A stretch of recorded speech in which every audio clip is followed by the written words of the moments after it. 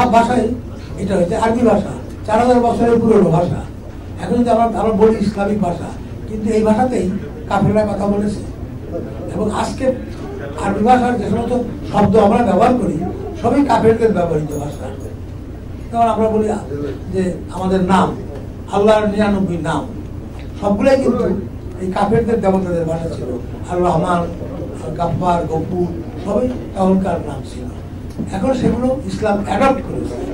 আমি এখানে পুরানো যুক্তি যে গঙ্গা জলে অজু করা যায় না, গঙ্গার পানি খাচ্ছেন, গঙ্গার পানি হিসার জন্য যুদ্ধ করতেছে, গঙ্গা যদি আগে অপবিত্র হয় তারপরে তো অজু করবেন কি করে? আর আপনারা যেগুলো বলেন এখানে, এগুলো কিন্তু মুসলিম জগতে এটা না। যেমন একবার মনে আছে 1965-এ ঢাকায় রাইট হল। কেন? নেপালি রাষ্ট্রদূত তার কুকুরের নাম এই জন্য রাসুল নাকি রেখেছে, এই জন্য রাইট হইল। রায়ের বাজারে যত মিষ্টির দোকান ছিল সব লুট হয়ে গেল, জামাতি রাখতে। আমি পরে যখন মক্কা শরীফে যাই 1994-এ, তখন রিয়াদের মিউজিয়ামে দেখলাম যে একটা বিরাট সাইনবোর্ড, লেখা আছে মারহাবা ইয়া রাসূলুল্লাহ সালাম। এবং নেহরুর জন্য, নেহরু যখন 1961 এবং 1960-তে সৌদি আরবে যান, তখন তাকে সম্বর্ধনা জানানোর জন্য বিরাট একটা প্ল্যাকার্ড করে লেখা ছিল মারহাবা ইয়া রাসূলুল্লাহ সালাম।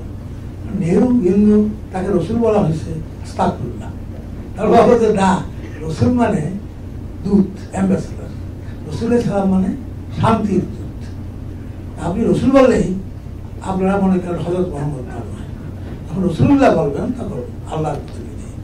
আচ্ছা, আমাদের দেশে বলি আমরা যে আমাদের মোমিন ভাই আমেরিকায় আমাদের রসুল, তাইলে আমার পাল্লাটা কাটা হবে।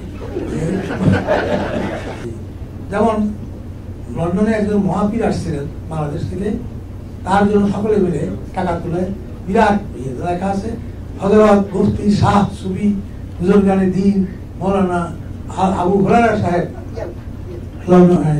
লন্ডনে আসছেন। আমি তো কিছুদিন মাদ্রাসায় পড়েছি, আমি তো আশ্চর্য ব্যাপার, এই আবু হুরায়রা নামটা কি করে উনি গ্রহণ করলেন?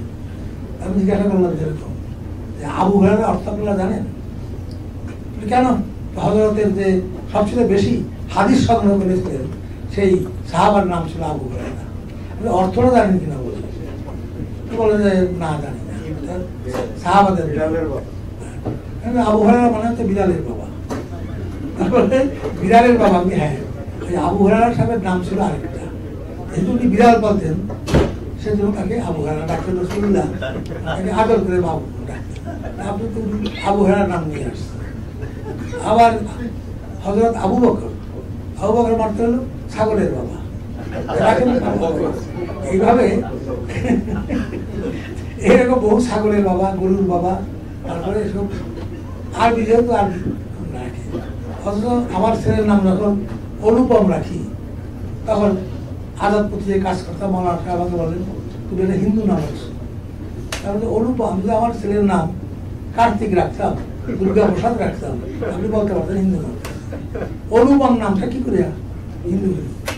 তাহলে আপনার ছেলের নাম মুকুল কেন, আরেক ছেলের নাম বকুল কেন? ওরা ডাক না, ডাকনাম হিন্দু রাখবেন হয় না।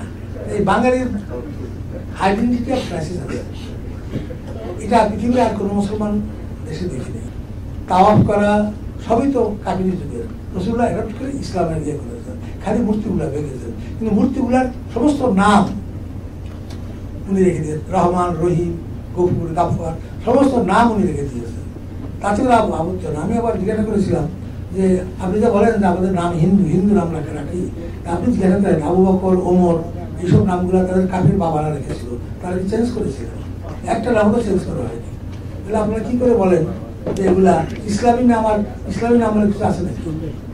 কোথাও যে আমাদের সামাজিক সমস্ত রীতিনীতি, আমাদের সমস্ত ক্রিয়াকাণ্ডগুলা আমরা কিন্তু বাংলা কালচারকে অনুসরণ করি, বিয়েই করি, নাম ছেলের নাম রাখি, সবই করি। একমাত্র বিবাহের সময় দেখেছি যে 7 পাকে বাঁধা অগ্নি সাক্ষী করে ঘোড়াটা ছাড়া, এই যে শুভ দৃষ্টি থেকে শুরু করে সবগুলা হিন্দু রীতি। হিন্দু মানে তখনকার বাঙালি রীতি। আর এরাবের বিয়েতে আমি কয়েকটা বিয়েতে জয়েন করেছি, কোথাও রীতি নেই, খেজুর খাওয়াই বিয়ে করে দেয়, কলমা করে।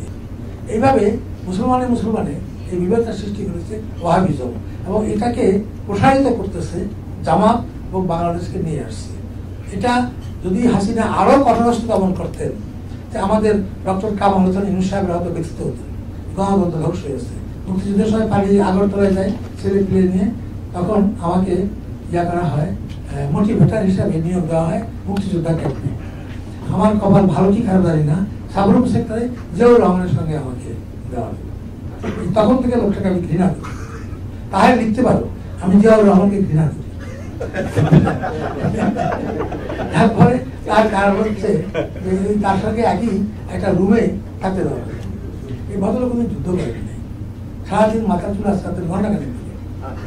আর মার্কিন বা ব্রিটিশ অ্যাম্বাসেডার 40,000 দেখেন তো আজকে কোনো অ্যাম্বাসেডার আসছে নাকি আগরতলায়, তার সঙ্গে যোগাযোগ করে দিতে হবে।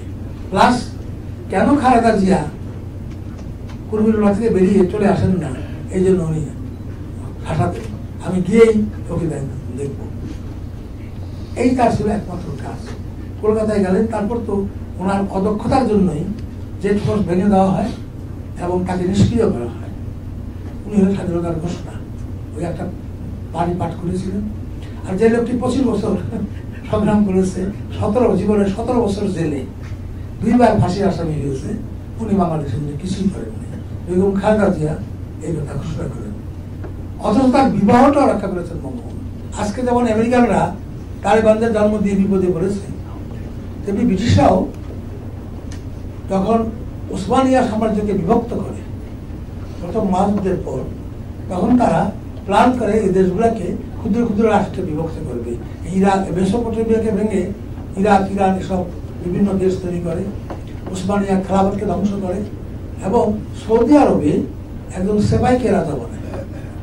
তার নাম ছিল ইবনে আব্দুল আজিজ ইবনে জোর। ব্রিটিশ আর্মিতে কাজ করতেন, এবং তাকে উনি মুসলমান ছিলেন কিনা এ সম্বন্ধেও সন্দেহ আছে।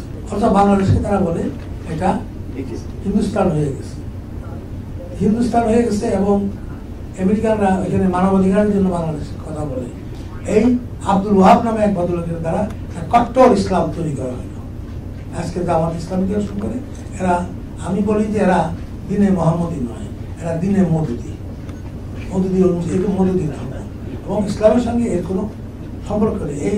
এই তারা ফতোয়া দেওয়া শুরু করলো যে এরা আহমদিয়ারা মুসলমান নয়, শিয়ারা মুসলমান নয়।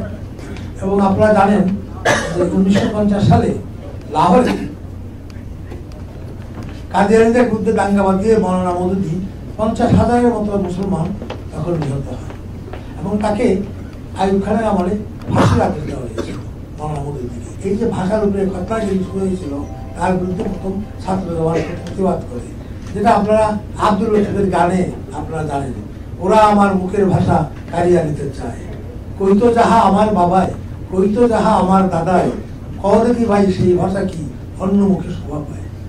সেই গান এর কথাটাই ছিল এই, আমার ভাষা আমি কে দিতে দিব না। এবং সেদিকেই বাঙালি রাজনৈতিক আন্দোলনের শুরু।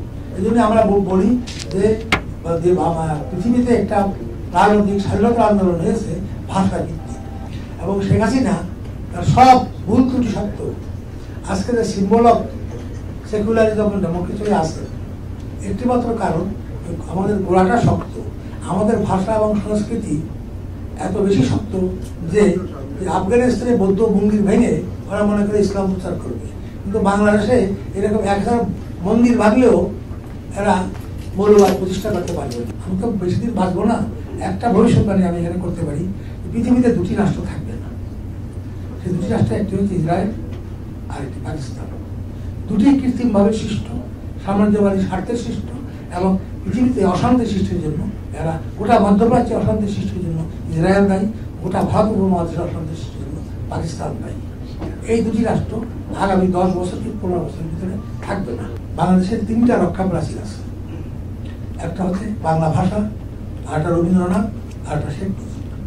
এই 3টা রক্ষা প্রাচীর যতদিন থাকবে ততদিন বাংলাদেশকে কোনো তালেবান শক্তি ধ্বংস করতে পারবে না। ক্রমবর্ধমান হারে বাঙালি মুসলমানরা, বিশেষ করে মুসলমান মেয়েরা বোরখা এবং হিজাব পরা শুরু করেছে, এ ব্যাপারে আপনার মন্তব্য? এটাকে আমি বলি ওয়াহাবিদের লাস্ট কালচারাল ইনভেশন। আমি জিজ্ঞাসা করলাম ক্লাস 12 মেয়েরা হায়ার নেশাব করবে, এটা কি ধর্ম শিক্ষা হলো নাকি?